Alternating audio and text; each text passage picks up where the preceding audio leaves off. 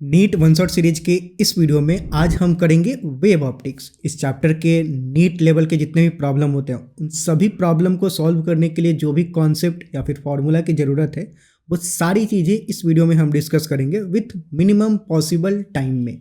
ठीक, as usual notes जो होगा वो नीचे डिस्क्रिप्शन में अटैच्ड होगा, वहाँ से डाउनलोड कर सकते हो और बिना कुछ फालतू बकवास किए हुए सीधे चैप्टर शुरू करते हैं। ठीक, पहला टॉपिक है वेव फ्रंट। वेव फ्रंट क्या होता है?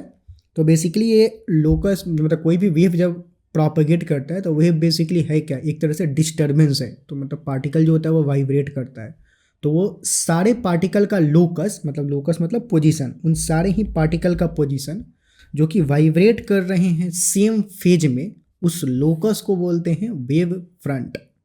सो wave front is nothing but locus of all the particle which are vibrating in the same phase.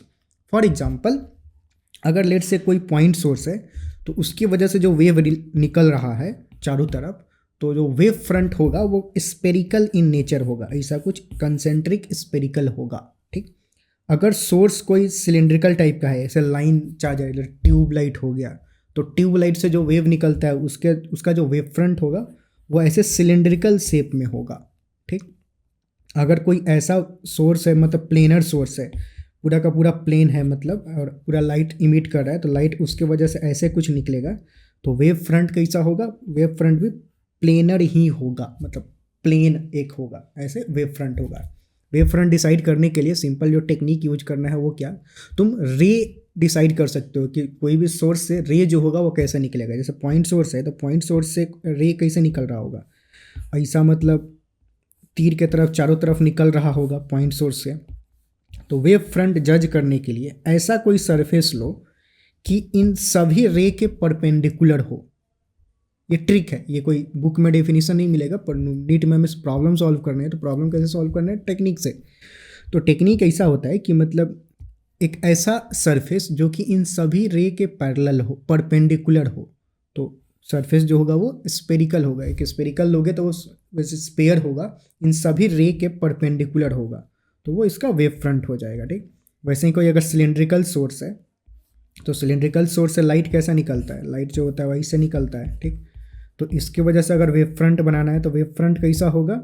Cylindrical होगा। ऐसा सिलेंड्रिकल एक लोगे तो मतलब वो जो सिलेंडर होगा वो इन सभी रे के परपेंडिकुलर होगा, ये जो भी रे जा रहे हैं उनके परपेंडिकुलर होगा, सिलेंड्रिकल जो होगा वो वेव फ्रंट हो जाएगा।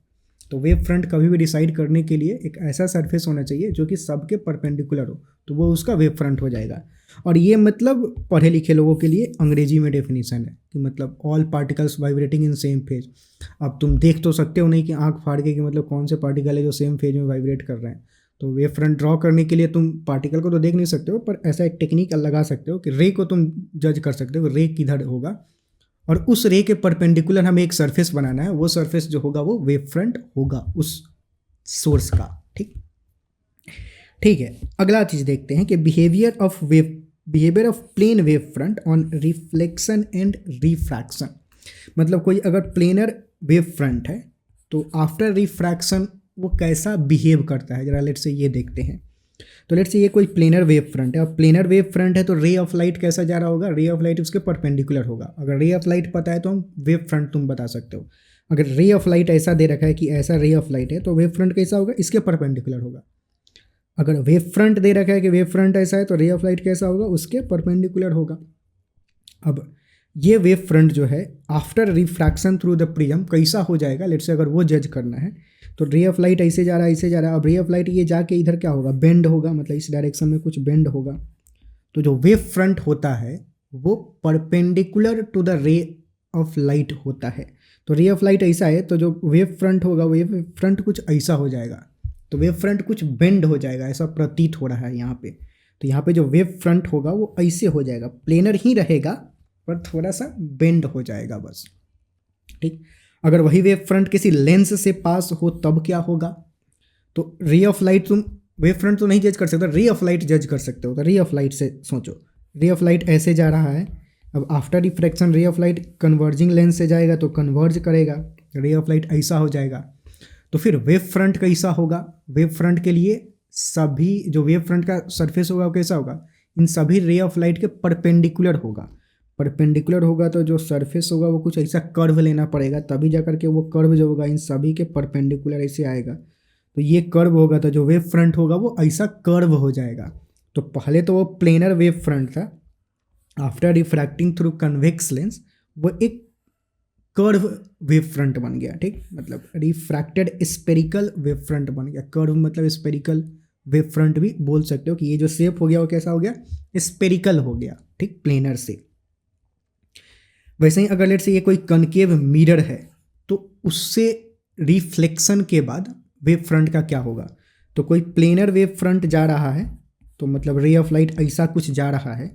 अब आफ्टर रिफ्लेक्शन रे ऑफ लाइट जो होगा वो ऐसे कन्वर्ज करेगा, मतलब आफ्टर रिफ्लेक्शन जो होगा रे ऑफ लाइट ऐसे ऐसे कन्वर्ज करेगा एक पॉइंट पे।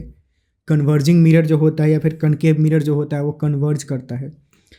तो आफ्टर रिफ्लेक्शन रे ऑफ लाइट ऐसा है तो वेव फ्रंट कैसा होगा। अब वेव फ्रंट कैसा होगा तो वेव फ्रंट इन सभी रे ऑफ लाइट के परपेंडिकुलर होना चाहिए उसका सरफेस। तो वेव फ्रंट का शेप कुछ कैसा होगा, वेव फ्रंट का शेप कुछ ऐसा होगा। तो पहले वेव फ्रंट प्लेनर था, अब जो वेव फ्रंट है वो स्पेरिकल बन चुका है आफ्टर रिफ्लेक्शन। तो वेव फ्रंट का शेप भी बदलता है आफ्टर रिफ्लेक्शन एंड रिफ्रैक्शन। वो कैसा होगा वो सिचुएशन पे डिपेंड करता है। तो सिचुएशन तुम कैसे जज करोगे, पहले रे ऑफ लाइट जज करोगे, रे ऑफ लाइट कैसा जाएगा, किधर जाएगा, और एक ऐसा सरफेस बनाने की कोशिश करो जो कि सारे रे ऑफ लाइट के परपेंडिकुलर हो। वही वाला जो सरफेस होगा वो वेव फ्रंट होगा, और उसका जो शेप होगा तो तुम बोल सकते हो कि आफ्टर रिफ्लेक्शन और रिफ्रैक्शन जो वेव फ्रंट है वो इस शेप का हो गया। ठीक, अगर अंगूर के जैसा बन गया तो मान मतलब वेव फ्रंट आफ्टर रिफ्रैक्शन, तो बोल सकते हो कि आफ्टर रिफ्रैक्शन जो वेव फ्रंट है वो अंगूर के शेप का बन गया, हाथी के शेप का बन गया। ऐसा नहीं होता है, पर अगर हो गया तो ऐसा बोल सकते हो। ठीक, ठीक है, अगला टॉपिक देखते हैं वेवलेंथ। अब वेवलेंथ के बारे में ऐसे तो तुम्हें पता है, हम फालतू की चीज़ें नहीं देखेंगे यहाँ पे। वेवलेंथ क्या होता है कि the minimum distance travelled by the wave, ये वाला जो to complete one cycle is called wavelength. ये जो डिस्टेंस होता है इसको वेवलेंथ बोलते हैं। पर यहाँ पे एक वेवलेंथ के बारे में खास बात देखेंगे कि जैसे मान लो कोई वेवलेंथ लैम्डा है, हवा में एयर में जब ट्रैवल कर रहा है तो उसका वेव, किसी वेव का जो वेवलेंथ है वो लैम्डा है। वही वेव अगर किसी मीडियम में एंटर कर गया जिसका रिफ्रैक्टिव इंडेक्स म्यू है, एक ऐसे मीडियम में एंटर कर गया जिसका रिफ्रैक्टिव इंडेक्स म्यू है, तो उस वेव का जो वेवलेंथ होता है उस मीडियम में वो चेंज हो जाता है। और वो चेंज होके क्या बन जाता है, उस चेंज होके बन जाता है लैम्डा बाई म्यू। तो अगर किसी वेव का वेवलेंथ लैम्डा है हवा में या फिर वैक्यूम में, और वो वेव किसी मीडियम में एंटर करता है जिस मीडियम का रिफ्रैक्टिव इंडेक्स म्यू है, तो उस मीडियम के अंदर उस वेव का वेवलेंथ जो होता है वो बन जाता है लैम्डा बाई म्यू। ठीक, तो वेवलेंथ चेंज हो जाता है। वेवलेंथ क्या हो जाता है, नया वाला वेवलेंथ लैम्डा बाई म्यू। ये ध्यान में रखेंगे। ठीक, अगला topic coherent and incoherent source. अब ये क्या होता है, कोहेरेंट सोर्स बेसिकली उन तरह के सोर्सेस को बोलते हैं जिनका मतलब बेसिकली अगर मल्टीपल सोर्स हैं तो उनको कोहेरेंट सोर्स बोलेंगे या नहीं बोलेंगे। मतलब कोहेरेंट सोर्स या इनकोहेरेंट, दो या दो से ज़्यादा सोर्सेस के बारे में बात करते हैं।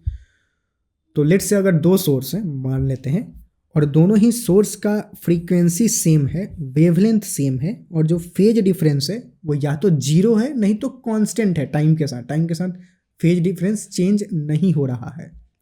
तो अगर ये तीनों ही कंडीशन सेटिस्फाई हो रहा है, यानी कि उन दोनों सोर्सेस को या दो से ज़्यादा जो सोर्स हैं उनको हम कोहेरेंट सोर्स बोलेंगे कि वो सोर्स कोहेरेंट हैं। अगर नहीं हो रहा है, नहीं इक्वल है, तो फिर उनको बोलेंगे कि वो इनकोहेरेंट सोर्स हैं। तो अगर दो या दो से ज़्यादा सोर्स का फ्रीक्वेंसी, वेवलेंथ और फेज डिफरेंस जीरो या फिर कांस्टेंट है टाइम के साथ, तो उन तरह के सोर्स को हम बोलते हैं कोहेरेंट सोर्स। अगर नहीं है तो बोलते हैं इनकोहेरेंट सोर्स, मतलब अगर बराबर नहीं है तो अब जैसे कि दो अगर इंडिपेंडेंट सोर्स होगा तो वो हमेशा इनकोहेरेंट सोर्स होता है, वो कभी भी कोहेरेंट नहीं हो सकता है। ये नेचर है। मतलब अगर दो ट्यूबलाइट लोगे तो उन दोनों ट्यूबलाइट का फ्रीक्वेंसी, वेवलेंथ और फेज डिफरेंस हमेशा कांस्टेंट नहीं रहेगा टाइम के साथ, क्योंकि दो इंडिपेंडेंट सोर्स कभी भी कोहेरेंट नहीं हो सकते हैं। ठीक। तो दो इंडिपेंडेंट सोर्स हमेशा ही इनकोहेरेंट होते हैं, वो कभी भी कोहेरेंट नहीं हो सकते हैं। अगर हमें कोहेरेंट सोर्स बनाना है तो हम क्या करते हैं, एक ही सोर्स लेते हैं और एक कार्डबोर्ड लेते हैं, उसमें से दो छेद कर देते हैं। अब ये जो इस छेद से लाइट और इस छेद से जो लाइट जा रहा है, ये दोनों लाइट सेम ही सोर्स से आ रहा है, तो सोर्स एक ही है। तो ये दोनों ही जो सोर्स होगा जो हमने बनाया है छेद करके, वो कोहेरेंट सोर्स बोल सकते हैं कि ये जो दोनों सोर्स हैं वो क्या है, कोहेरेंट सोर्स हैं। ठीक, क्योंकि इनका जो फेज डिफरेंस होगा, मतलब इस सोर्स से लाइट, इससे लाइट और इससे लाइट, ये जो दो सोर्स ऑफ लाइट है, इनका जो फेज डिफरेंस होगा वो कांस्टेंट होगा और वेवलेंथ और फ्रीक्वेंसी सेम होगा, क्योंकि ये सेम ही सोर्स से आ रहा है।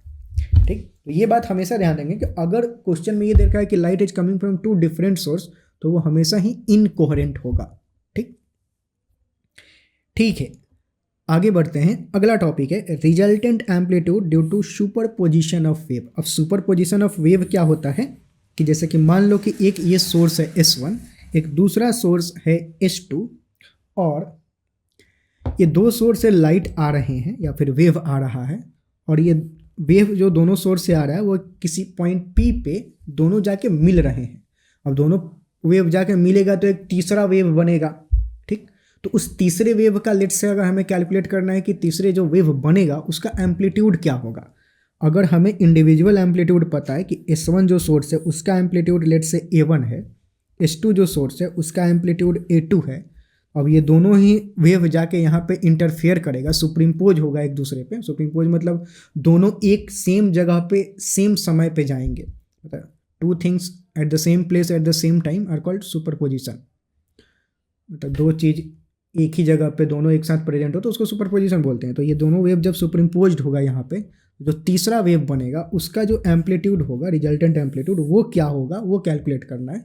तो वो उसका फॉर्मूला क्या होता है, resultant amplitude is equal to under root of A1 square plus A2 square plus 2A1A2 cos phi, जहाँ पे फाई क्या होता है, phase difference between the two source. ये जो दोनों सोर्स हैं उन दोनों के बीच का जो फेज डिफरेंस होगा वो फाई होता है। ठीक, यहाँ पे जो भी टर्म्स है वो सारी चीज़ें टर्म्स दे रखा है, मतलब मीनिंग क्या है तो जब नोट्स में पढ़ोगे तो कोई डाउट नहीं होगा।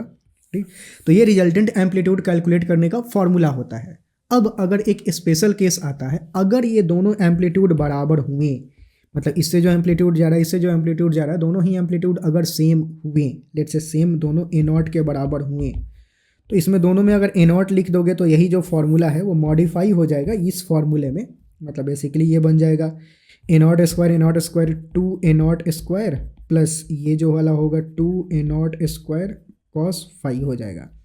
अब इसमें से 2A0 स्क्वायर कॉमन ले सकते हो, 2A0 स्क्वायर, तो बचेगा क्या, 1 प्लस कॉस फाई। अब 1 प्लस कॉस फाई जो है वो 2 साइन स्क्वायर फाई, नहीं 2 कॉस स्क्वायर फाई बाई 2 लिख सकते हो। तो इस पूरे मसाला को काट के 2 कॉस स्क्वायर फाई बाई 2 लिख सकते हो।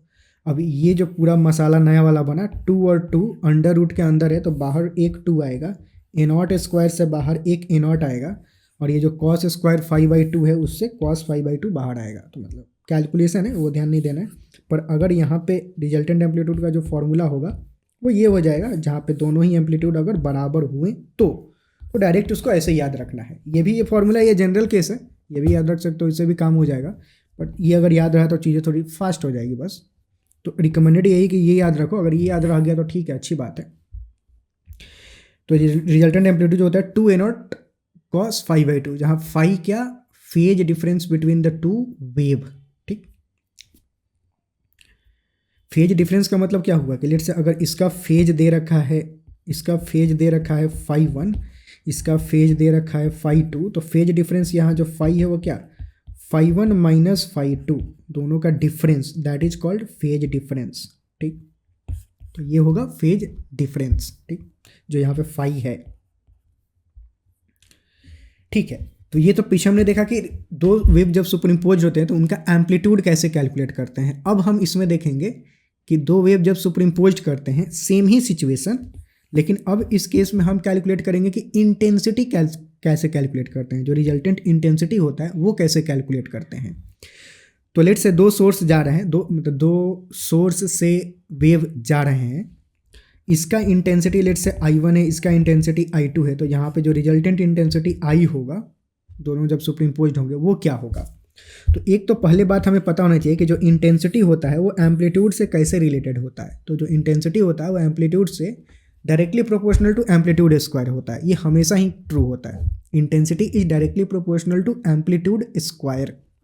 ठीक, तो पीछे वाले केस में जो हमने एम्पलीट्यूड का रिश्ता देखा था उसमें जो स्क्वायर है मतलब तो वो इंटेंसिटी बन जाएगा। तो इसको दोनों साइड स्क्वायर कर दोगे तो, और उसके बाद जो ए स्क्वायर के बदले अगर आई लिख दोगे तो कुछ ऐसा फॉर्मूला मिलके मतलब बन के निकलेगा। तो डायरेक्टली हमें यहाँ फॉर्मूला याद रखना है कि रिजल्टेंट इंटेंसिटी का फॉर्मूला क्या होता है। Resultant intensity I is equal to I1 plus I2 plus 2√I1 I2 cos phi, जहाँ पे I1 I2 क्या है, इंटेंसिटी ऑफ इंडिविजुअल वेव। इसका इंटेंसिटी I1, इसका इंटेंसिटी I2, दोनों जो यहाँ पर के इंटेंसिटी रिजल्टेंट इंटेंसिटी हो रहा है I।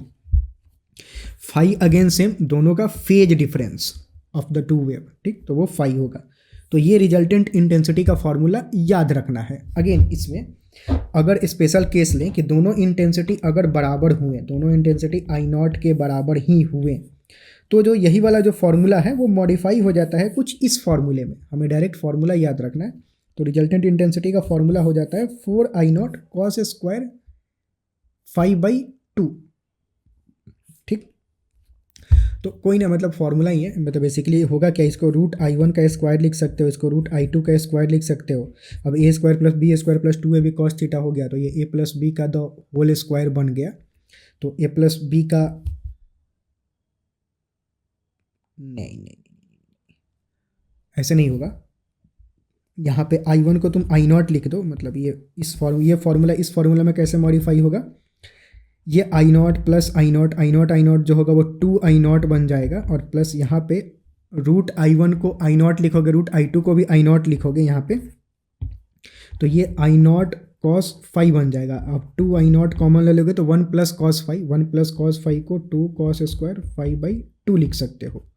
तो ये जो फाइनल फार्मूला बना वो कुछ ऐसा बन गया, 2 × 2 4I0 और cos स्क्वायर फाइव बाई 2। तो जो फाइनल इंटेंसिटी हुआ उसका फॉर्मूला कुछ ये हो जाएगा। तो हमें ये स्टैंडर्ड जनरल फार्मूला है, ये याद रखना है। अगर दोनों इंटेंसिटी बराबर हुए तो जो रिजल्टेंट इंटेंसिटी का फॉर्मूला होता है वो कुछ ये होता है, ये याद रखना है, 4I0 cos square five by 2। ठीक है। अब देखते हैं कि मतलब सेम ही सिचुएशन कि जैसे कि दो वेव अगर एक दूसरे पे सुपरिम्पोज्ड हो रहे हैं तो एक फेनोमेना होता है जिसको बोलते हैं कंस्ट्रक्टिव इंटरफेरेंस और डिस्ट्रक्टिव इंटरफेरेंस। मतलब बेसिकली दो वेव इंटरफेयर कर रहा है यहाँ पे, तो वो जो प्रोसेस होता है मतलब उस फेनोमेना को बोलते हैं इंटरफेरेंस। अब इंटरफेरेंस दो तरह का होता है कि अगर दो वेव या तो कंस्ट्रक्टिवली इंटरफेयर करेंगे या फिर डिस्ट्रक्टिवली इंटरफेयर करेंगे। इसका मतलब क्या होता है कि अगर दो लेट्स से वेव यहाँ पे एक जगह पे एक ही समय जा रहे हैं, सुपरिम्पोज्ड हो रहे हैं या फिर इंटरफेयर कर रहे हैं, तो हो सकता है कि रिजल्टेंट एम्पलीट्यूड एकदम बढ़ जाए या फिर ये भी हो सकता है कि रिजल्टेंट एम्पलीट्यूड घट जाए। तो रिजल्टेंट एम्पलीट्यूड बढ़ के जब रिजल्टेंट एम्पलीट्यूड सबसे मैक्सिमम हो जाता है उस वाले प्रोसेस को बोलते हैं कंस्ट्रक्टिव इंटरफेरेंस, और जब रिजल्टेंट एम्पलीट्यूड मिनिमम हो जाता है उस वाले को बोलते हैं डिस्ट्रक्टिव इंटरफेरेंस। इसी चीज़ को इंटेंसिटी के टर्म्स में भी बोल सकते हैं कि अगर दो वेव इंटरफेयर कर रहे हैं और रिजल्टेंट इंटेंसिटी मैक्सिमम हो गया तो वो वेव कंस्ट्रक्टिवली इंटरफेयर कर रहे हैं, और अगर रिजल्टेंट इंटेंसिटी मिनिमम हो गया तो वो दोनों वेव डिस्ट्रक्टिवली इंटरफेयर कर रहे हैं। ठीक, तो दो केस होता है, कंस्ट्रक्टिव इंटरफेरेंस और डिस्ट्रक्टिव इंटरफेरेंस। अच्छा, अब इनमें जो चीज़ें होती हैं वो ध्यान में रखने वाली, वो क्या, एक होता है पाथ डिफरेंस। पाथ डिफरेंस पहले किसको बोलते हैं जरा ये देखते हैं कि लेट्स से अगर S1 सोर्स मतलब S1 और S2 दो सोर्स है और हम पॉइंट P पे एनालिसिस कर रहे हैं कि पॉइंट P पे जो इंटरफेरेंस होगा वो कंस्ट्रक्टिव होगा या डिस्ट्रक्टिव होगा, लेट्स से वो पता करते हैं। तो पहले हमें पाथ डिफरेंस पता होना चाहिए। पाथ डिफरेंस क्या होता है कि S1 से P का डिस्टेंस लेट्स से x1 है, लेट्स से मैं बोल रहा हूँ कि S1 से P का जो डिस्टेंस है वो x1 है और S2 से P का जो डिस्टेंस है वो x2 है। तो ये जो हो गया पाथ लेंथ हो गया, ये पाथ लेंथ S1 से पाथ लेंथ S2 से, जो पाथ डिफरेंस होगा delta x that is x1 minus x2 और x2 माइनस x1। तो जो पाथ डिफरेंस है उसी को पाथ डिफरेंस बोलते हैं। बेसिकली सिंपल सी चीज़ है। तो ये हो गया पाथ डिफरेंस। अब कंस्ट्रक्टिव इंटरफेरेंस होने के लिए वो जो पाथ डिफरेंस है वो बराबर होना चाहिए एन लैम्डा के, जहाँ पे एन कुछ भी हो सकता है, 0 1 2 3 4 5 6 कुछ भी वैल्यू हो सकता है। Lambda is the wavelength of the wave, जो भी वेव जा रहा है उसका वेवलेंथ। ठीक, अच्छा अब ये हम बात कर रहे हैं सिर्फ कोहेरेंट सोर्स के लिए, तो कोहेरेंट सोर्स के लिए बात करें तो दोनों का जो वेवलेंथ होगा वो सेम ही होगा, ये भी लैम्डा ही होगा, ये भी लैम्डा ही होगा। जो भी हमने पीछे भी डिस्कस किया ये सारी चीज़ें कोहेरेंट सोर्स के लिए है। अगर कुछ भी मेंशन नहीं है प्रॉब्लम में तो तुम्हें भी कोहेरेंट सोर्स लेके ही चलना है। तो जब भी हम ये सब चीज़ें जो डिस्कस करते हैं वो हमें सारी चीज़ें कोहेरेंट सोर्स के लिए ही होता है। ठीक, तो अगर प्रॉब्लम में स्पेसिफिकली एकदम नहीं बोला है कि मतलब इनकोहेरेंट सोर्स है, अगर सिर्फ दो सोर्स बोल रहा है तो तुम्हें बाय डिफ़ॉल्ट दोनों सोर्स को कोहेरेंट सोर्स लेके चलना है कि मतलब दोनों का वेवलेंथ सेम है, दोनों का फ्रीक्वेंसी सेम है और जो फेज डिफरेंस है वो कांस्टेंट होगा। इसलिए हम फेज डिफरेंस यहाँ पे सिर्फ फाई लेके चल रहे हैं, फेज डिफरेंस हम कांस्टेंट लेके चल रहे हैं यहाँ पे। ठीक है, तो वो जो कंस्ट्रक्टिव इंटरफेरेंस होने के लिए कंडीशन क्या है कि जो पाथ डिफरेंस होना चाहिए वो एन लैम्डा के बराबर होना चाहिए, और डिस्ट्रक्टिव इंटरफेरेंस होने के लिए जो पाथ डिफरेंस होना चाहिए वो odd multiples of lambda by 2 के बराबर होना चाहिए। ऑड मल्टीपल्स को कैसे रिप्रेजेंट कर सकते हैं, 2n+1 से लिख सकते हैं कि मतलब या तो लैम्डा बाई 2 हो, नहीं तो 3 लैम्डा बाई 2 हो, नहीं तो 5 लैम्डा बाई 2 हो, नहीं तो 7 लैम्डा बाई 2 हो, मतलब odd multiples of lambda by 2 होना चाहिए, तब जाकर के जो वेव होता है वो डिस्ट्रक्टिवली इंटरफेयर करता है। पाथ डिफरेंस मतलब ये होना चाहिए, जहाँ पे एन की वैल्यू अगेन 0 1 2 3 4 कुछ भी हो सकता है, तो मतलब डिफरेंट नंबर्स ले सकता है। ठीक, तो condition for constructive interference in terms of path difference n lambda, condition of destructive interference in terms of path difference is odd multiples of lambda by 2 या फिर 2n+1 lambda by 2n+1 into lambda by 2। ठीक, अच्छा phase difference क्या होना चाहिए, तो phase difference जो होना चाहिए वो 2n पाई के बराबर होना चाहिए कंस्ट्रक्टिव इंटरफेरेंस के लिए, और डिस्ट्रक्टिव इंटरफेरेंस के लिए odd multiples of pi 2n+1 पाई के बराबर होना चाहिए। ठीक, तो ये कंडीशन रहा कंस्ट्रक्टिव और डिस्ट्रक्टिव इंटरफेरेंस का इन टर्म्स ऑफ फेज डिफरेंस। ठीक, अच्छा अब अगर तुम रिजल्टेंट एम्पलीट्यूड कैलकुलेट करोगे इन टर्म्स ऑफ कंस्ट्रक्टिव इंटरफेरेंस तो वो जो एम्पलीट्यूड होगा वो मैक्सिमम आएगा, क्योंकि कंस्ट्रक्टिव इंटरफेरेंस होता ही वही है कि जब एम्पलीट्यूड मैक्सिमम हो जाए। तो एम्पलीट्यूड मैक्सिमम होकर कितना होगा, तो एम्पलीट्यूड मैक्सिमम कब होगा, जब अगर यहाँ पे फेज डिफरेंस 2n पाई है, 2n पाई अगर यहाँ पे डालोगे तो वो उसके वैल्यू 1 होती है, कॉस 2n पाई की वैल्यू 1 होती है। यहाँ पे जस्ट मैंने एक 0 ले रखा है n की वैल्यू 0 के कॉरस्पॉन्डिंग, पर किसी भी n के कॉरस्पॉन्डिंग यहाँ पे फेज डिफरेंस डालोगे तो कॉस 2n पाई की वैल्यू 1 आएगी, 1 आएगा यहाँ पे, तो a² + b² + 2ab बन जाएगा, तो a + b का द होल स्क्वायर हो जाएगा, तो बाहर आएगा सिर्फ a + b, तो जो रिजल्टेंट एम्पलीट्यूड होगा वो a1 + a2 के बराबर होगा। तो कंस्ट्रक्टिव इंटरफेरेंस के केस में जो रिजल्टेंट एम्पलीट्यूड होता है वो सिंपली a1 + a2 के बराबर होता है, मतलब सम ऑफ इंडिविजुअल एम्पलीट्यूड के बराबर होता है।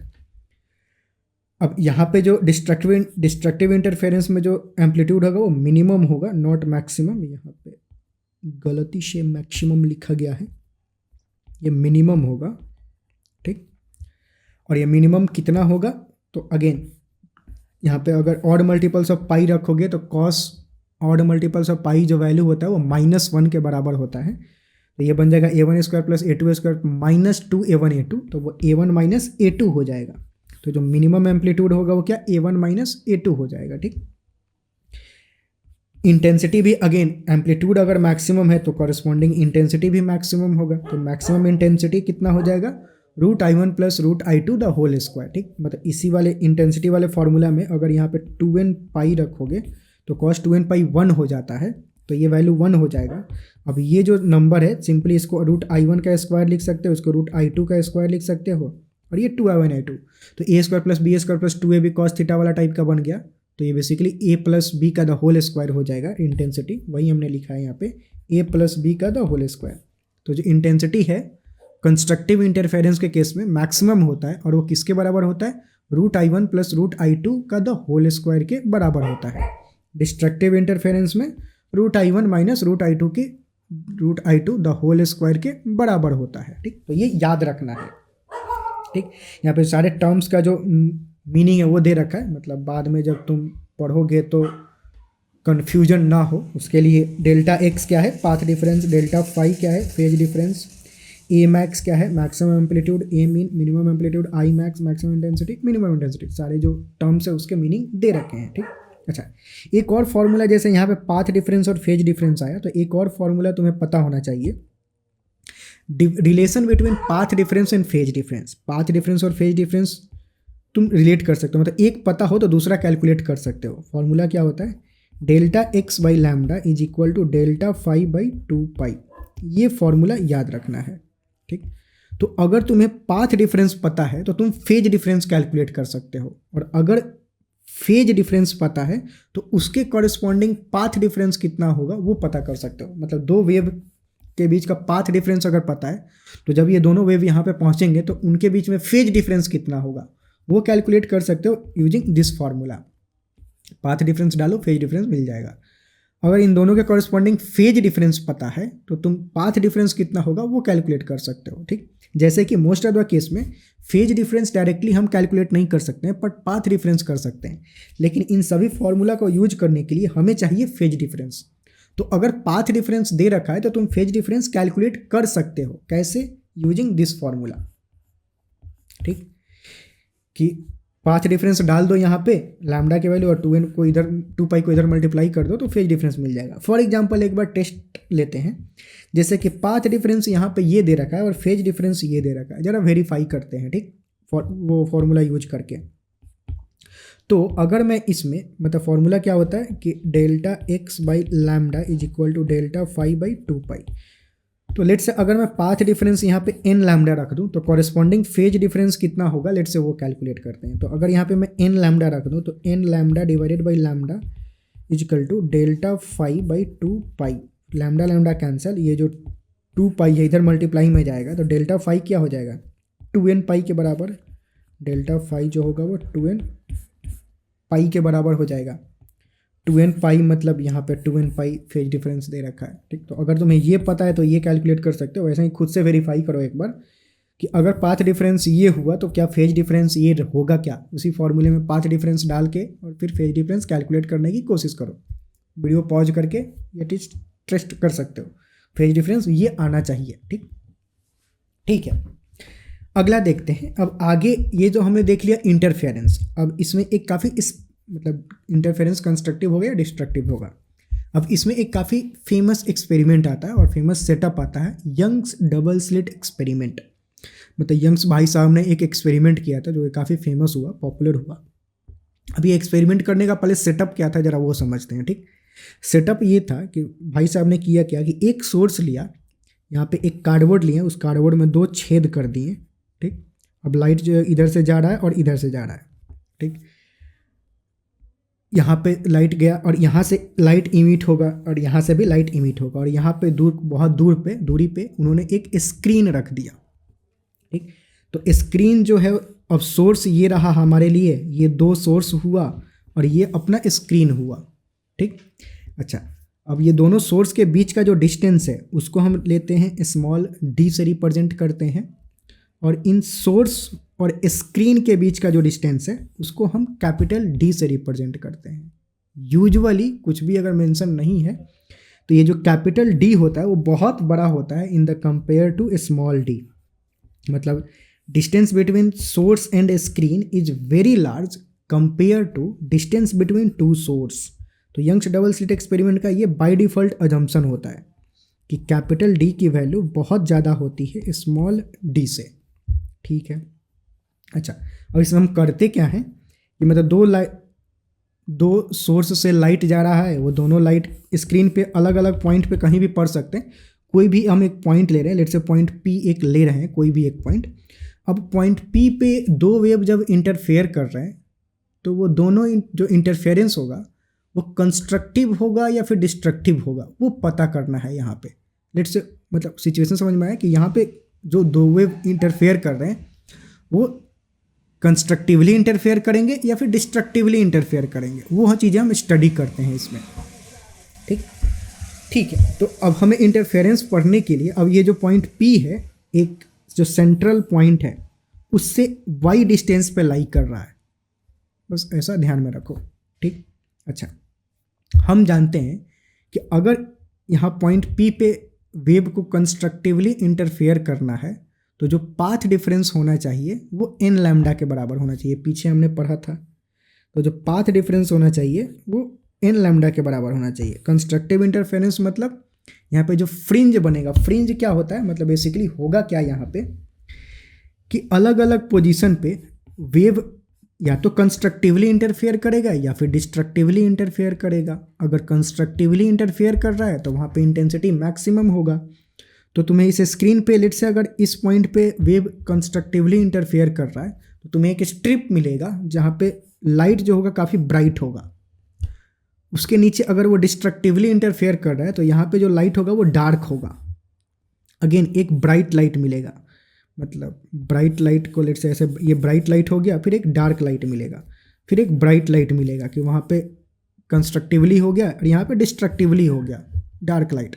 तो ब्राइट लाइट डार्क लाइट मतलब ऐसा है कि स्ट्रिप मिलेगा, उसको स्ट्रिप को हम फ्रिंज बोलते हैं कि एक ब्राइट फ्रिंज फिर एक डार्क फ्रिंज फिर एक ब्राइट फ्रिंज फिर एक डार्क फ्रिंज। ऐसा इस स्क्रीन पे मतलब ऐसा स्क्रीन लेके देखोगे तो ऐसा कुछ प्रतीत होगा, मतलब अपीयर होगा। ठीक, तो कंस्ट्रक्टिव इंटरफेरेंस मतलब ब्राइट फ्रिंज और डिस्ट्रक्टिव इंटरफेरेंस मतलब डार्क फ्रिंज।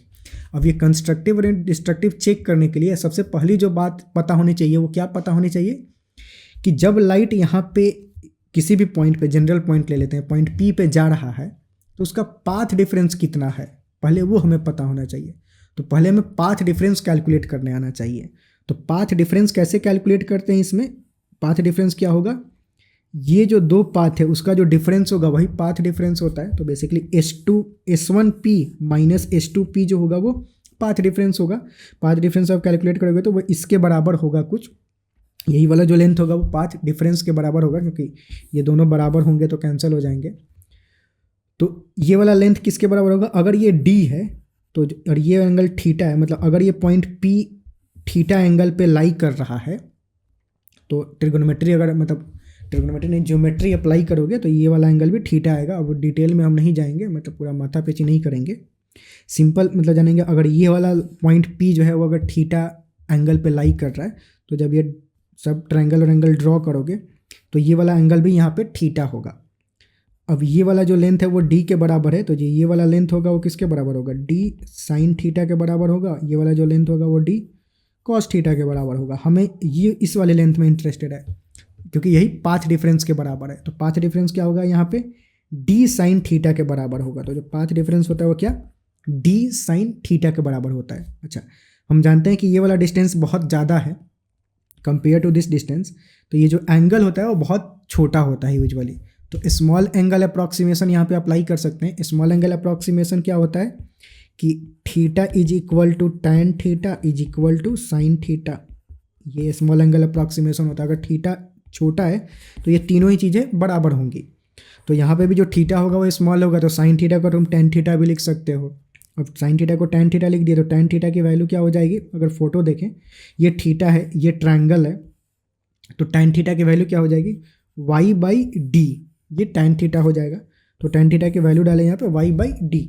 तो किसी पॉइंट P पे अगर हमें पाथ डिफरेंस कैलकुलेट करना है तो उसका फॉर्मूला क्या आया, स्मॉल d y/कैपिटल D, जहाँ पे स्मॉल d क्या है, distance between the source, capital D क्या है, distance between source and screen, और जो y क्या है, distance of that point from the central point और the centre of this screen. वो डिस्टेंस है, y क्या है, distance of the point from the centre of the screen. ये किसी भी जनरल पॉइंट P पे हमें पाथ डिफरेंस कैलकुलेट करना है तो उस पाथ डिफरेंस का फॉर्मूला होगा। ठीक, अब उस पॉइंट पे कंस्ट्रक्टिव इंटरफेरेंस होगा, मतलब ब्राइट फ्रिंज होगा या डार्क फ्रिंज होगा, वो कैसे डिसाइड करेंगे, ये पाथ डिफरेंस जो होना चाहिए वो n लैम्डा के बराबर होना चाहिए फॉर ब्राइट फ्रिंज, और ये पाथ डिफरेंस जो होना चाहिए वो ऑड मल्टीपल्स ऑफ λ/2 के बराबर होना चाहिए फॉर डार्क फ्रिंज या फिर डिस्ट्रक्टिव इंटरफेरेंस। तो वही यहाँ पे एक टेबल बना रखा है। ब्राइट फ्रिंज के लिए पाथ डिफरेंस का कंडीशन ये होता है, हमें पता है। डार्क फ्रिंज के लिए पाथ डिफरेंस का कंडीशन ये होता है। इस केस में पाथ डिफरेंस जो होगा वो किसके बराबर होगा, इस पर्टिकुलर केस में YDAC के केस में पाथ डिफरेंस जो होता है उसका फॉर्मूला क्या हो जाता है, स्मॉल d y/कैपिटल D। तो अगर हम y की वैल्यू निकालें मतलब distance of nth bright fringe, अगर ये ब्राइट फ्रिंज है तो डिस्टेंस ऑफ ब्राइट फ्रिंज क्या होगा अगर वो कैलकुलेट करें, तो इस चीज़ को हम इक्वेट कर सकते हैं पाथ डिफरेंस से, जो कि है y small d by capital D। तो जो y की वैल्यू आएगी वो क्या आएगी, y is equal to n lambda capital D by small d।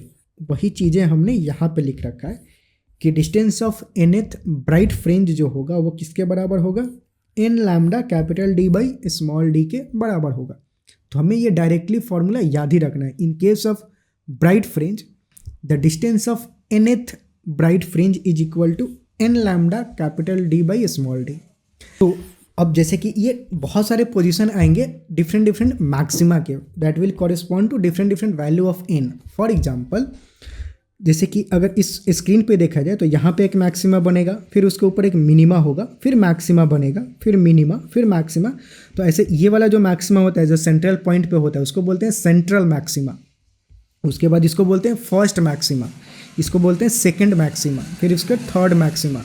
तो ऐसे बहुत सारे मैक्सिमा होते हैं। सेम नीचे भी जाएगा, ये सेंट्रल मैक्सिमा, मिनिमा, फिर ये फर्स्ट मैक्सिमा, फिर मिनिमा, सेकंड मैक्सिमा।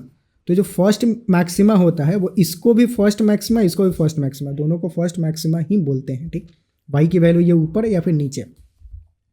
तो यहाँ पे डिफरेंट मैक्सिमा के लिए डिफरेंट वैल्यू ऑफ n होगा। जैसे अगर प्रॉब्लम में दे रखा है कि थर्ड मैक्सिमा और थर्ड ब्राइट फ्रिंज, मैक्सिमा और bright fringe correspond to same thing. Third bright fringe मतलब n की वैल्यू क्या हो जाएगी 3। सेंट्रल ब्राइट फ्रिंज के लिए n की वैल्यू क्या हो जाएगा 0।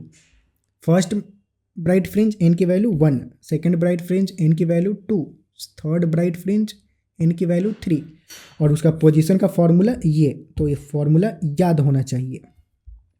ठीक, सेम फॉर्मूला अगर हम डार्क फ्रिंज के लिए लिखें तो डार्क फ्रिंज के लिए अगर हमें पता है कि पाथ डिफरेंस जो होना चाहिए वो odd multiples of lambda by 2 होना चाहिए।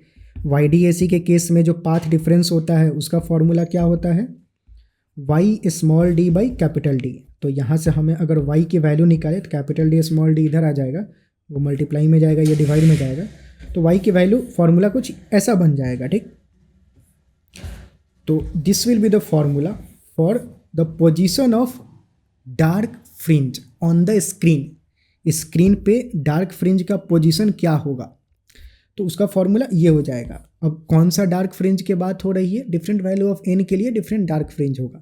तो जैसे यहाँ पे मैंने देखा कि यहाँ पे मैक्सिमा बनेगा, फिर मिनिमा, तो वो फर्स्ट डार्क फ्रिंज हुआ, फिर मैक्सिमा, फिर मिनिमा, सो ये सेकेंड डार्क फ्रिंज हुआ। ठीक, तो फर्स्ट डार्क फ्रिंज के लिए n की वैल्यू क्या होगी 0, तो 2 × 0 + 1 1 हो जाएगा।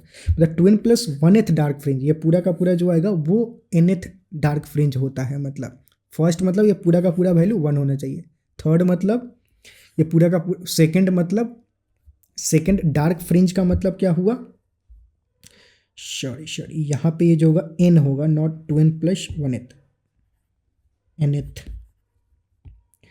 सेकंड डार्क फ्रिंज का मतलब क्या हुआ कि n की वैल्यू 1, तो n की वैल्यू यहाँ पे 1 रखोगे तो मतलब आएगा तुम्हें सेकंड डार्क फ्रिंज। n की वैल्यू फर्स्ट डार्क फ्रिंज पे n की वैल्यू 0, सेकंड डार्क फ्रिंज पे n की वैल्यू, मतलब यहाँ से n जो है 0 से शुरू हो रहा है, तो this will correspond to first, this will correspond to second, this will correspond to third, this will correspond to fourth dark fringe. तो n की वैल्यू 0 रखोगे तो फर्स्ट डार्क फ्रिंज का पोजीशन हमें मिलेगा। n की वैल्यू 1 रखोगे तो that will be corresponding to position of second dark fringe. n की वैल्यू 2 रखोगे तो that will be correspond to position of third dark fringe. तो ऐसे चीज़ें याद रखना है। ठीक, तो ये पोजीशन होगा डिफरेंट डार्क फ्रिंज का। अच्छा, अब एक और चीज़ इसमें हम कैलकुलेट करते हैं, एंगुलर पोजीशन कैलकुलेट करते हैं। Angular position of nth dark fringe, उसका क्या मतलब होता है, एंगुलर पोजीशन का मतलब क्या हुआ कि लेट से ये पोजीशन हुआ मैक्सिमा का, तो इसका एंगुलर पोजीशन क्या है, एंगुलर पोजीशन क्या है, ये थीटा है। तो एंगुलर पोजीशन अगर कैलकुलेट करना है तो कैसे कर सकते हो, अगर हमें ये वाला लेंथ पता है तो उसको अगर हम d से डिवाइड कर दे तो उसका हमें एंगुलर पोजीशन मिल जाएगा। मतलब अगर y पता है तो tan थीटा क्या y/d के बराबर होगा। tan थीटा को थीटा इक्वेट कर सकते हो क्योंकि ये स्मॉल एंगल अप्रॉक्सीमेशन यहाँ वैलिड होता है, तो that will be equal to y/d। तो अगर हमें पोजीशन पता है तो उसमें अगर डी से मल्टीप्लाई कर दे तो उसका एंगुलर पोजीशन पता चल जाएगा। तो वही चीज़ है यहाँ पे है, ये जो है पोजीशन है nth ब्राइट फ्रिंज का। अगर इसमें हम कैपिटल डी से डिवाइड कर दें तो ये कैपिटल डी बेसिकली कैंसिल का हो जाएगा, तो बचेगा क्या, n lambda by small d, तो वो हो जाएगा angular position of nth bright fringe. Same dark fringe के लिए भी इस पोजीशन को अगर हम डी से डिवाइड कर दें तो ये मिल जाएगा एंगुलर पोजीशन। एंगुलर पोजीशन क्या, 2n+1 लैम्डा बाई 2d, मतलब ये पूरा का पूरा यहाँ पे ये 2 आएगा, ठीक, odd multiple of lambda by 2 होता है, तो ये बन जाएगा angular position of nth dark fringe, ठीक। तो ये फॉर्मूला याद रखेंगे, ठीक। अच्छा, और कुछ फॉर्मूला होता है रिलेटेड, इससे रिलेटेड, जैसे कि फ्रिंज विड्थ एक डिफाइन करते हैं। फ्रिंज विड्थ क्या होता है, जैसे कि यहाँ पे जो भी ब्राइट फ्रिंज बनता है उसका विड्थ कितना है, तो उसका विड्थ कैसे कैलकुलेट करोगे, मतलब लेट से कोई nth ब्राइट फ्रिंज है तो यहाँ पे एक डार्क फ्रिंज बनेगा, इस यहाँ पे एक डार्क फ्रिंज बनेगा, दोनों पोजीशन को डिफरेंस करोगे तो हमें फ्रिंज विड्थ मिलेगा। फ्रिंज विड्थ कैलकुलेट करने के लिए यहाँ पे जो मैक्सिमा का पोजीशन है, दो कॉरेस्पॉन्डिंग मैक्सिमा लो और उसका जो डिफरेंस होगा वही फ्रिंज विड्थ के बराबर होगा, ठीक।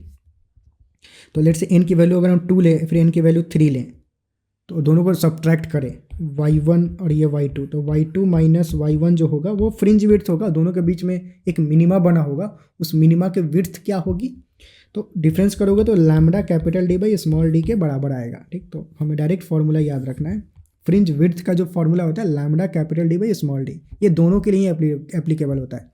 या तो डार्क फ्रिंज है तो उसका भी जो फ्रिंज विड्थ होगा वो lambda capital D by small D के बराबर ही होगा, और अगर ब्राइट फ्रिंज है तो भी उसका जो फ्रिंज विड्थ होता है वो सेम ही होगा, lambda capital D by small D. वैसे ही अगर एंगुलर विड्थ कैलकुलेट करना होता है, एंगुलर विड्थ के लिए विड्थ में क्या, अगेन कैपिटल डी से हम डिवाइड कर देंगे तो हमें उसका एंगुलर विड्थ मिल जाएगा। तो एंगुलर विड्थ क्या हो जाएगा, lambda by small D. Angular width का मतलब क्या होगा कि यहाँ पे कोई अगर ब्राइट फ्रिंज बना हुआ है तो ये पॉइंट और ये पॉइंट, बीच के दो जो एंगल है वही एंगुलर विड्थ होगा, तो वो कैलकुलेट कर सकते हो, डिवाइड कर दो इस डिस्टेंस से तो वो एंगुलर विड्थ हो जाएगा। उसका फॉर्मूला डायरेक्ट हमें याद रखना है, lambda by small D. Small D क्या, distance between the two source, ठीक। ठीक है, थोड़ा सा लंबा हो गया, आई होप कि खिचड़ी ना पका हो, चीज़ें समझ में आई हो, थोड़ा सा पॉज ले सकते हो और ये थोड़ा जो अभी एक्सप्लेन किया गया उसको थोड़ा डाइजेस्ट कर लो। बेसिकली इसमें चीज़ें याद रखनी है, ये सारे फॉर्मूला काफ़ी क्रिस्टल क्लियर लिखे गए हैं। इस वाले नोट्स में थोड़ा भाग मुँह अगर कर रहा हूँ तो जो दूसरा नोट्स है वो देख लेना। अब ये मैटर मत करना कि यहाँ पे जैसे कुछ एरर था वो नोट्स में करेक्ट कर दिया जाएगा, जो भी नोट्स तुम नीचे डाउनलोड करोगे, ठीक। तो उसका ध्यान, उससे वरी नहीं करेंगे, ठीक। और ये फॉर्मूला एक बार याद कर लोगे तो चीज़ें मतलब आसान हो जाएगी, सॉल्व करना काफ़ी ईजी हो जाएगा, ठीक। इस चैप्टर में जो प्रॉब्लम्स होते हैं वो डायरेक्ट फार्मूला बेस्ड नहीं होते हैं, क्योंकि तुम्हें सारे फार्मूले याद हैं तो पूछ लेगा कि फ्रिंज विड्थ कैलकुलेट करो, चीज़ें दे रखा होगा, एंगुलर विड्थ कैलकुलेट करो, चीज़ें दे रखा होगा, position of nth bright fringe calculate करो, और मतलब चीज़ें दे रखी होगी, जस्ट फार्मूला में पुट करना है और कैलकुलेट करना है। अगर कॉन्सेप्ट क्लियर है तो, थोड़ा कॉन्सेप्ट क्लियर करने के लिए चीज़ें थोड़ा मैंने डिटेल में ले लिया, तो उससे थोड़ा वरी नहीं होना है, हताश नहीं होना है, एक बार पेशेंस के साथ देखना है, ठीक। अच्छा, अब आगे देखते हैं कि अगर YDAC सेटअप है ये, बेसिकली अगर ये YDAC सेटअप को हम पूरा का पूरा, बहुत सारे नोटिफिकेशन आ रहे हैं, अगर इस YDAC सेटअप को हम पूरा का पूरा पानी में डुबा दें या फिर किसी दूसरे मीडियम में डुबा दें तो ये जो सारे फार्मूले जो हमने अभी देखा ये सारे फार्मूले मॉडिफाई हो जाते हैं। तो बेसिकली मॉडिफिकेशन कैसे होगा, हमने देखा है कि जब भी वेव अब पानी में या फिर किसी मीडियम में डुबा दें तो जो वेव होगा वो उस मीडियम में अब ट्रेवल करेगा। तो हम जानते हैं कि जब भी वेव किसी मीडियम में ट्रेवल करता है तो उसका वेवलेंथ चेंज हो जाता है। तो वेवलेंथ का फॉर्मूला क्या हो जाएगा, जो नया वाला वेवलेंथ होगा वो पुराना वाला वेवलेंथ डिवाइडेड बाई म्यू के बराबर हो जाएगा, जहाँ पे म्यू क्या, refractive index of that medium, जिस भी मीडियम में हमने उसको डुबाया है, ठीक। तो चेंजेस क्या होंगे, इस सारे जगह पे जहाँ जहाँ पे लैम्डा आ रहा है वहाँ पे वो लैम्डा बाई म्यू बन जाएगा बस। समझ में आया? जहाँ जहाँ भी इस फॉर्मूले में लैम्डा आ रहा है वहाँ पे वो लैम्डा बाई म्यू बन जाएगा अगर इस पूरे चीज़ को किसी मटेरियल मीडियम में डुबा दें जिसका रिफ्लेक्टिव इंडेक्स म्यू है। जैसे फ्रिंज विड्थ जो होगा वो मॉडिफाई हो जाएगा। पहले फ्रिंज विड्थ कितना था, lambda capital D by small T, अब यहाँ पे ये म्यू से डिवाइड हो जाएगा, लैम्डा बाई म्यू बन जाएगा, तो म्यू से मतलब बीटा बाई म्यू हो जाएगा। तो जो नया वाला जो फ्रिंज विड्थ होगा वो lambda capital D by small D divided by mu हो जाएगा।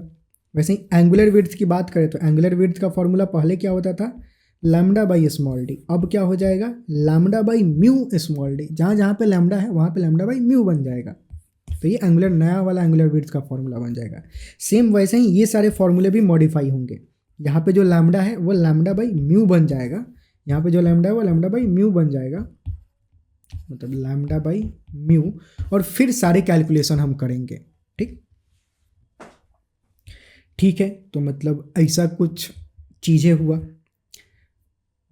आगे देखते हैं। अब ये जो था डिफ्रैक्शन, मतलब ये जो था ये इंटरफेरेंस था बेसिकली, जहाँ पे दो सोर्स थे और चीज़ें इंटरफेयर कर रही थी। अब अगला कॉन्सेप्ट देखेंगे डिफ्रैक्शन। डिफ्रैक्शन क्या होता है कि मतलब यहाँ पे सोर्स एक ही होता है और तब लाइट इंटरफेयर करता है। ठीक, डिफ्रैक्शन को डिफाइन यूजुअली ऐसे करते हैं कि the bending of light around the corner और when the light crosses a small obstacle is called diffraction. Basically the major definition is कि the bending of light around the corner is called diffraction. ठीक, तो अब मुद्दे की बात यह है, हमें जो प्रॉब्लम सॉल्व करना है मतलब वो कैसे करना है डिफ्रैक्शन के केस में। तो डिफ्रैक्शन के केस में क्या होता है कि एक ही सोर्स होता है, यहाँ पे सोर्स विड्थ दे रखा होता है। सोर्स विड्थ जो होता है वो यहाँ पे ए से रिप्रेजेंट करते हैं। ठीक, यहाँ पे सेम सामने स्क्रीन रखा हुआ होता है, उस स्क्रीन पे अगेन इंटरफेरेंस होता है, यहाँ पे अगेन ब्राइट फ्रिंज और डार्क फ्रिंज बनते हैं। लेकिन इस केस में जो ब्राइट और डार्क फ्रिंज बनते हैं वो थोड़ा अलग होते हैं कंपेयर टू पिछले वाला केस के। यहाँ पे क्या होता है कि वहाँ पे जो सारे ब्राइट फ्रिंज और डार्क फ्रिंज थे वो इक्वली स्पेस्ड थे, मतलब उनका जो विड्थ था वो बराबर था YDAC के केस में। लेकिन डिफ्रैक्शन के केस में जो ये जो मैक्सिमा और मिनिमा, मैक्सिमा मिनिमा बनेगा, इसका जो विड्थ होगा वो अलग अलग होगा। ठीक, इसको बोलते हैं सेंट्रल मैक्सिमा, इसको first maxima, second maxima, like that ये प्रोसीड करता है। ये हुआ फर्स्ट मिनिमा, ये सेकंड मिनिमा, ऊपर थर्ड मिनिमा, ऐसे जाता है। अब इस केस में हम मैक्सिमा और मिनिमा की जो पोजीशन होती है या फिर जो एंगुलर पोजीशन होती है वो कैसे कैलकुलेट करते हैं वो देखेंगे। ठीक, तो इसमें हम बेसिकली मेजरली एंगुलर पोजीशन के टर्म्स में डील करते हैं।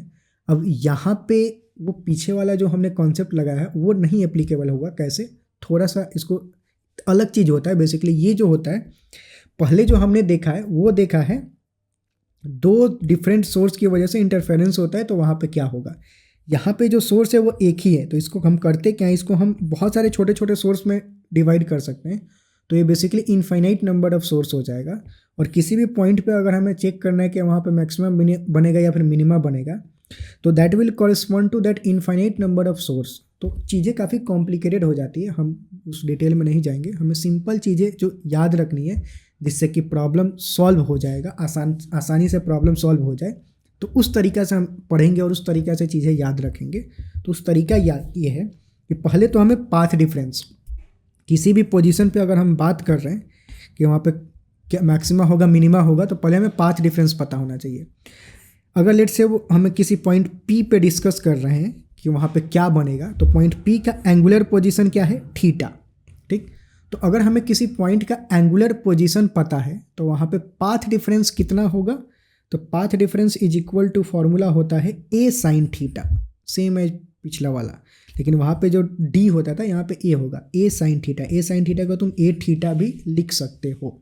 ठीक, तो यहाँ पे पाथ डिफरेंस जो होगा वो A थीटा के बराबर हो जाएगा या फिर A साइन थीटा के बराबर हो जाएगा। ठीक, अच्छा, डार्क फ्रिंज बनने के लिए अब यहाँ पे जो कंडीशन है कि पाथ डिफरेंस जो होना चाहिए वो n लैम्डा के बराबर होना चाहिए।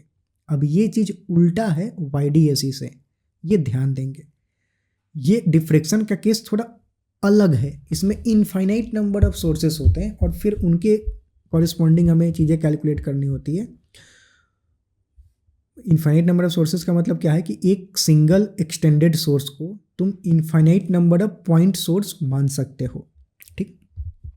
तो this is because of infinite number of point sources. तो ये चीज़ें थोड़ा उल्टा होती है इसमें, थोड़ा नहीं पूरा ही उल्टा होती है। तो बाकी इस डिफ्रैक्शन के केस को छोड़ के बाकी कहीं भी अगर मैक्सिमा का कंडीशन तो वो एन लैम्डा, लेकिन इस वाले केस में उल्टा, डिफ्रैक्शन के केस में डार्क फ्रिंज कब बनेगा, जब पाथ डिफरेंस एन लैम्डा के बराबर होगा। ब्राइट फ्रिंज कब बनेगा, जब path difference odd multiples of lambda by 2 के बराबर होगा, ठीक। वैसे ही अगर हमें एंगुलर पोजीशन कैलकुलेट करना है nth मिनिमा का, जो कि यहाँ पे मिनिमम है, तो डेल्टा एक्स के वैल्यू क्या हो जाएगा, ए थीटा। तो थीटा की वैल्यू क्या हो जाएगी, एन लैम्डा बाई ए। तो एन लैम्डा बाई ए जो होगा वो angular position of nth minima हो गया। वैसे ही angular position of nth maxima calculate करना है तो वो फॉर्मूला ये बन जाएगा, theta N is equal to 2n+1 lambda by 2a, ठीक। तो जैसे कि first position of first maxima बोल रहा है तो एन की वैल्यू 1 हो जाएगी। सेकंड मैक्सिमा बोल रहा है, एक मिनट, यस, सेकंड मैक्सिमा बोल रहा है तो एन की वैल्यू 2 हो जाएगी। वैसे ही चेंज करते जाएंगे। यहाँ भी angular position of first minima तो एन की वैल्यू 1, सेकेंड तो एन की वैल्यू 2, ऐसे चेंज होते जाएगा। Distance of nth maxima from the centre. अच्छा, अगर डिस्टेंस की बात कर दे तो डिस्टेंस क्या, एंगुलर पोजीशन को तुम क्या लिख सकते हो, जैसे ये कोई पॉइंट P है, उसका एंगुलर पोजीशन y डिस्टेंस पे है और ये d है, तो थीटा इजिकल टू क्या लिख सकते हो, y बाई डी।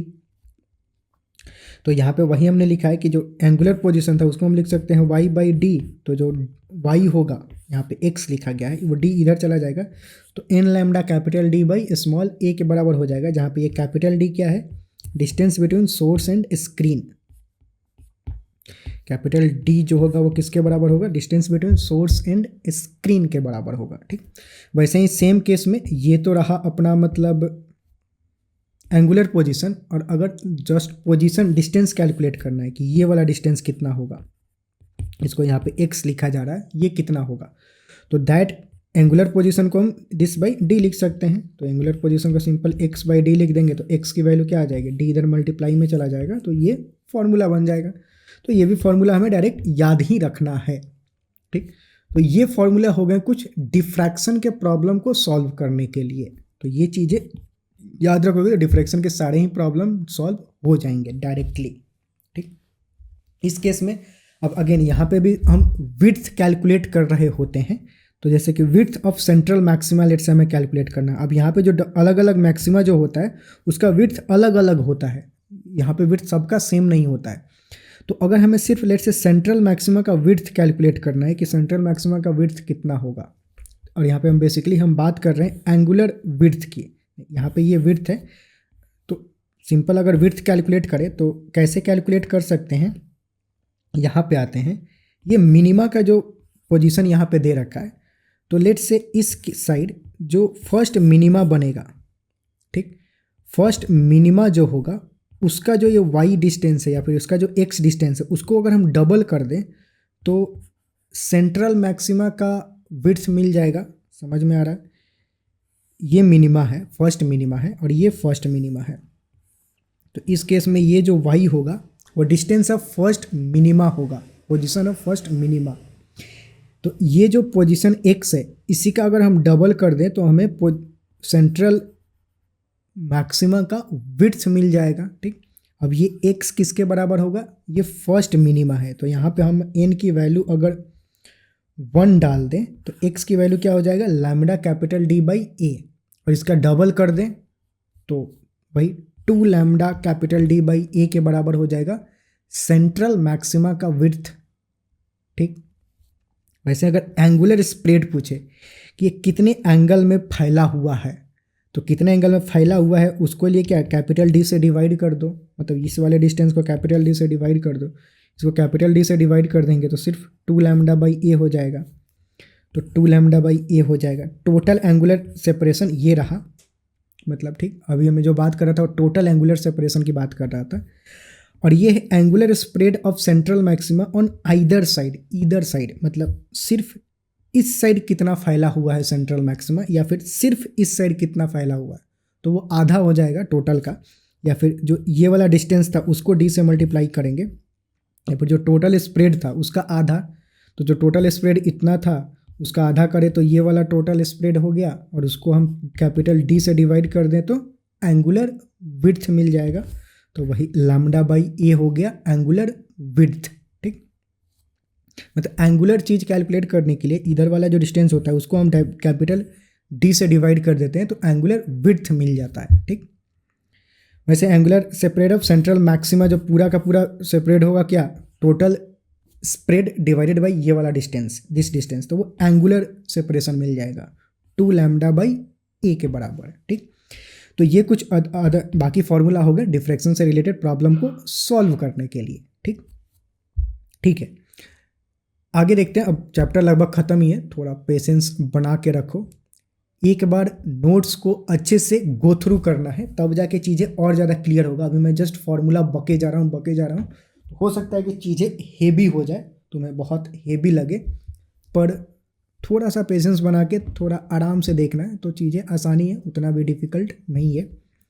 फार्मूला अगर भले रट जाओगे तो मतलब चीज़ें और आसान हो जाएगी। बेसिकली इसमें गेम फार्मूला का ही है, सारे फार्मूला रट जाना है। ठीक, ठीक है, आगे देखते हैं। अगला जो लॉ है ब्रिस्टर्स लॉ। ब्रिस्टर्स लॉ क्या होता है बेसिकली कि लेट से कोई एक ऑर्डिनरी लाइट जा रहा है, अनपोलराइज्ड लाइट लेट से कोई है जा रहा है, अब लेट से कोई मीडियम के इंटरफेस पे फॉल किया, वहाँ पे रिफ्रैक्शन होगा, कुछ लाइट रिफ्लेक्ट भी होगा, मतलब अगर ये सरफेस शाइनी हो तो कुछ लाइट रिफ्लेक्ट भी होगा। एक्चुअल में रिफ्लेक्शन हमेशा ही होता है। तो अगर ऐसा केस हो कि angle between reflected and refracted light अगर 90 डिग्री हो गया, तो होता क्या है कि ये जो रिफ्लेक्टेड लाइट होता है वो पोलराइज्ड हो जाता है, ठीक, ये जो होगा वो पार्शियली पोलराइज्ड होता है refracted light, but reflected light पूरा का पूरा पोलराइज्ड हो जाता है। ठीक, ये कंडीशन क्या होता है इसके लिए कि ये दोनों के बीच का जो एंगल होना चाहिए, रिफ्लेक्टेड और रिफ्रैक्टेड के बीच का जो एंगल होना चाहिए वो 90 डिग्री होना चाहिए।